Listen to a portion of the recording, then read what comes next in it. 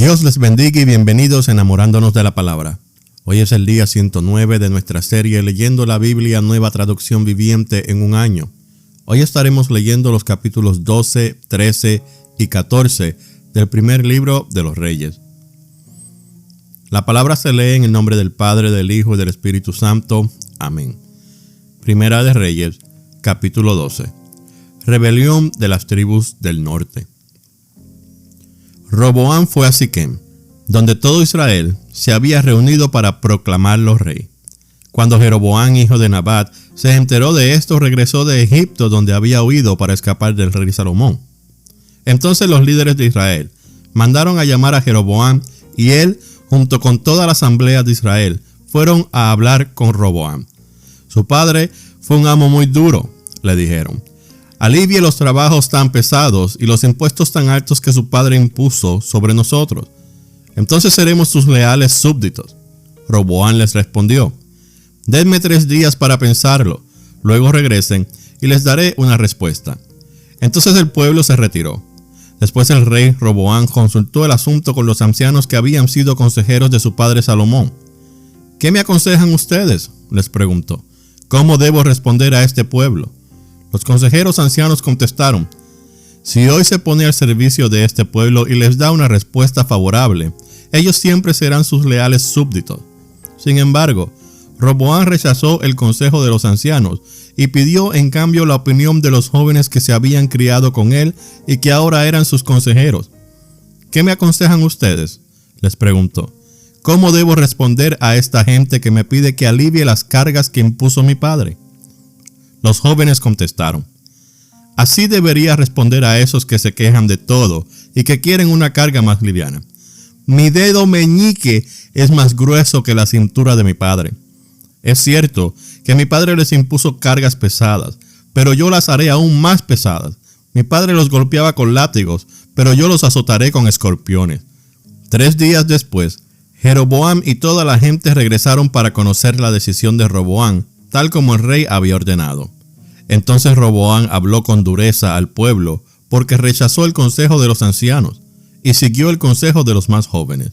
Así que le dijo al pueblo: mi padre les impuso cargas pesadas, pero yo las haré aún más pesadas. Mi padre los golpeaba con látigos, pero yo los azotaré con escorpiones. Por lo tanto, el rey no prestó atención al pueblo. Este giro en la historia ocurrió por voluntad del Señor, porque cumplía el mensaje que el Señor le había dado a Jeroboam, hijo de Nabat, por medio del profeta Ahías de Silo. Cuando todos los israelitas se dieron cuenta de que el rey no iba a hacerles caso, respondieron: abajo la dinastía de David, no nos interesa para nada el hijo de Isaí, regresa a tu casa, Israel, y tú, David, cuida de tu propia casa. Entonces el pueblo de Israel regresó a casa, pero Roboam siguió gobernando a los israelitas que vivían en las ciudades de Judá. Luego el rey Roboam envió a Adoniram, quien estaba a cargo de los trabajadores, a restaurar el orden, pero el pueblo de Israel lo apedreó a muerte. Cuando el rey Roboam se enteró, enseguida subió a su carro de guerra y huyó a Jerusalén. Hasta el día de hoy, las tribus del norte de Israel se han negado a ser gobernadas por un descendiente de David. Cuando los israelitas supieron que Jeroboam había regresado de Egipto, convocaron una asamblea y lo nombraron rey de todo Israel. Así que solo la tribu de Judá permaneció fiel a la familia de David. Profecía de Semaías. Cuando Roboam llegó a Jerusalén, movilizó a los hombres de Judá y a la tribu de Benjamín, 180,000 guerreros selectos, para pelear contra los hombres de Israel y recuperar el reino.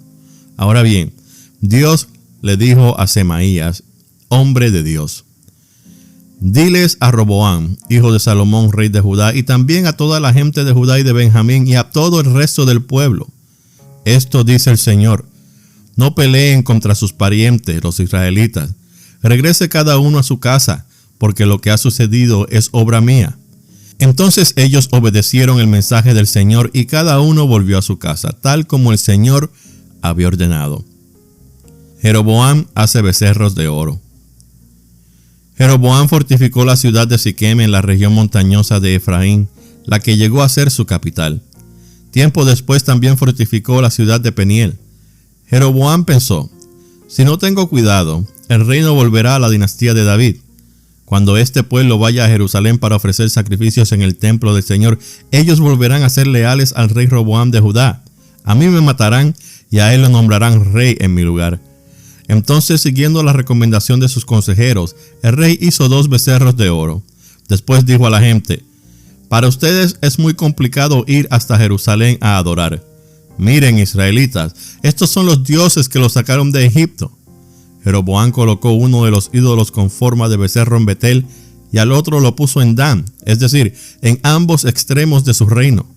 Esto llegó a ser un gran pecado porque la gente rendía culto a ídolos y viajaba hasta Dan al norte para rendir culto al becerro que estaba allí. Además, Jeroboam construyó edificios en el mismo sitio de los santuarios paganos y consagró sacerdotes de entre la gente común, es decir, personas que no pertenecían a la tribu sacerdotal de Leví. También instituyó un festival religioso en Betel que se celebra el día 15 del 8º mes y que era una imitación del festival de las enramadas en Judá. Allí en Betel, Jeroboam ofrecía sacrificios a los becerros que había hecho y nombró sacerdotes para los santuarios paganos que había construido. Así que el día 15 del 8º mes, una fecha que él mismo había designado, Jeroboam ofreció sacrificios sobre el altar de Betel. Él instituyó un festival religioso para Israel y subió al altar a quemar incienso. Capítulo 13. Un profeta denuncia a Jeroboam.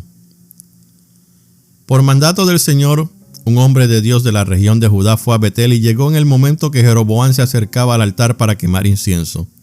Luego, por mandato del Señor, el hombre de Dios gritó: ¡Oh altar, altar! Esto dice el Señor: en la dinastía de David nacerá un niño llamado Josías, quien sacrificará sobre ti a los sacerdotes de los santuarios paganos que vienen aquí a quemar incienso, y sobre ti se quemarán huesos humanos. Ese mismo día el hombre de Dios dio una señal para demostrar que su mensaje era verdadero y dijo: el Señor ha prometido dar una señal. Este altar se partirá en 2 y sus cenizas se derramarán en el suelo.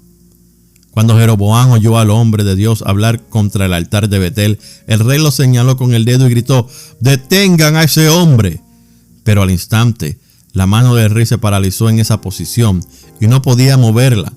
En ese mismo momento se produjo una enorme grieta en el altar y las cenizas se desparramaron, tal como el hombre de Dios había predicho en el mensaje que recibió del Señor.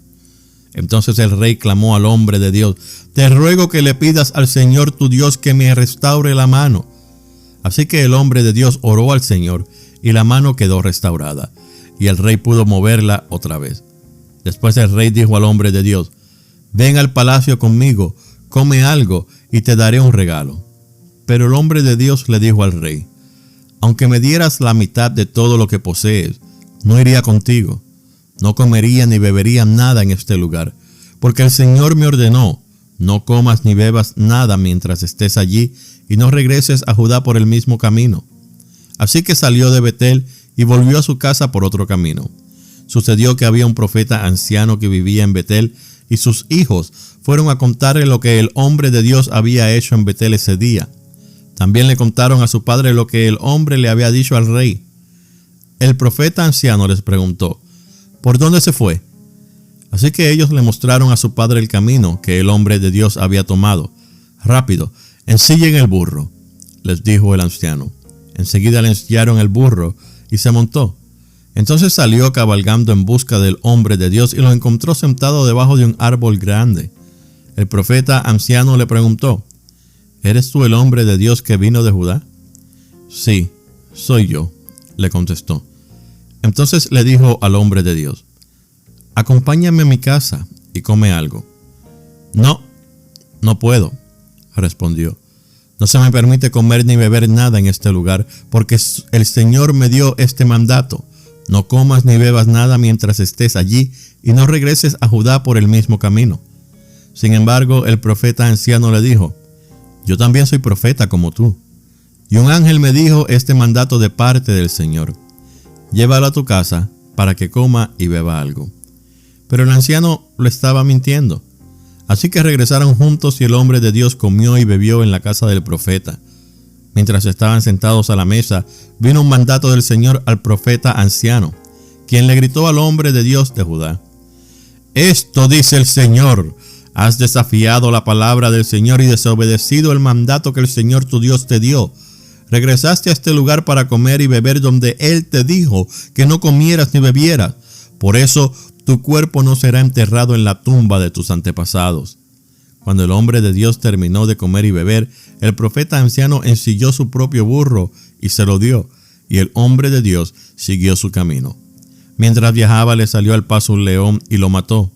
Su cuerpo quedó tirado en el camino, y tanto el burro como el león estaban junto al cadáver.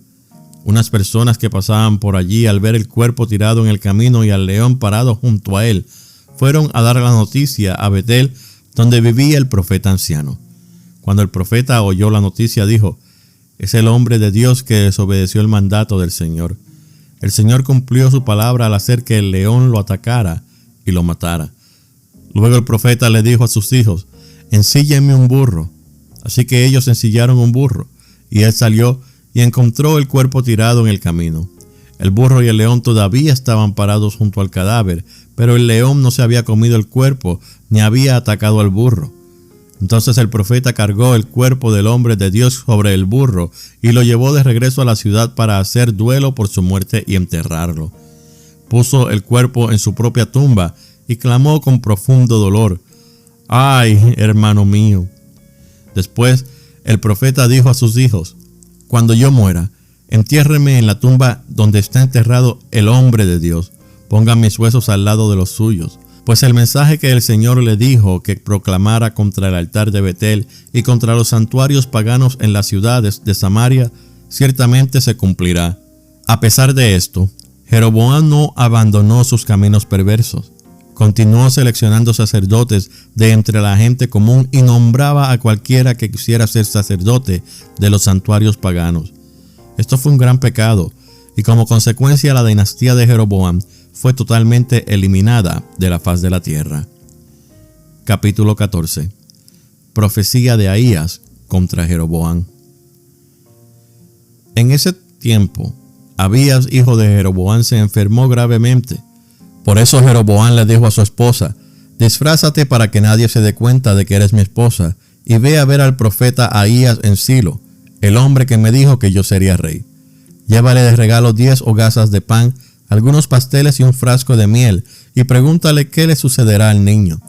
Entonces la esposa de Jeroboam fue a la casa de Ahías en Silo.